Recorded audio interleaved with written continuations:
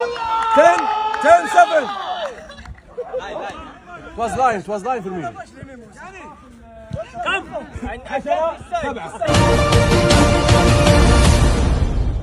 نبدأ بالصلاة على رسولنا الكريم محمد صلى الله عليه وسلم، فصلوا على خير البشر.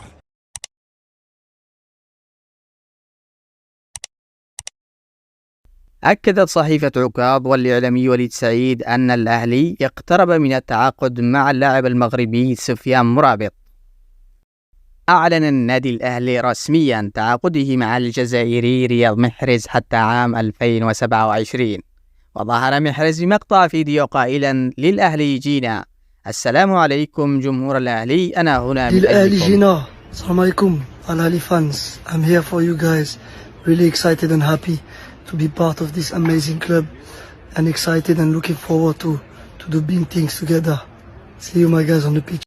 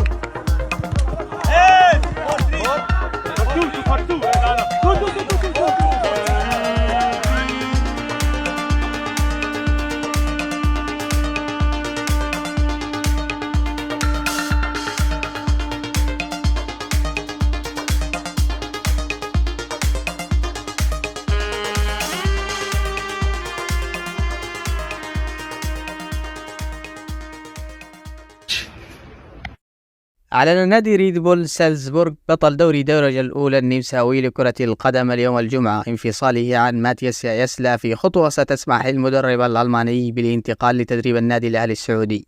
وقال النادي إنه سمح برحيل مدربه البالغ من العمر 35 عاما بعدما تقدم اللاعب الألماني السابق بطلب للانتقال لتدريب الفريق السعودي. وقال مدير الفريق في بيان: نعتقد أن المدرب الذي يهتم بشدة بتغيير النادي قبل يومين فقط من بداية فترة إعداد موسم مهم يجب ألا يكون موجودا في بداية هذه الفترة أيضا. وأضاف: نريد أن نبدأ الموسم الجديد بطاقة وقناعة كاملتين، ولتحقيق ذلك نريد التركيز بنسبة 100% من كل الموجودين. وقال النادي إن المفاوضات مع الأهلي حاليا في المرحلة الأخيرة. وأكدت العديد من المصادر الموثوقة أن الأهلي السعودي اتفق مع المدرب الألماني ماتياس ياسلا وسيلتحق بمعسكر الفريق في النمسا.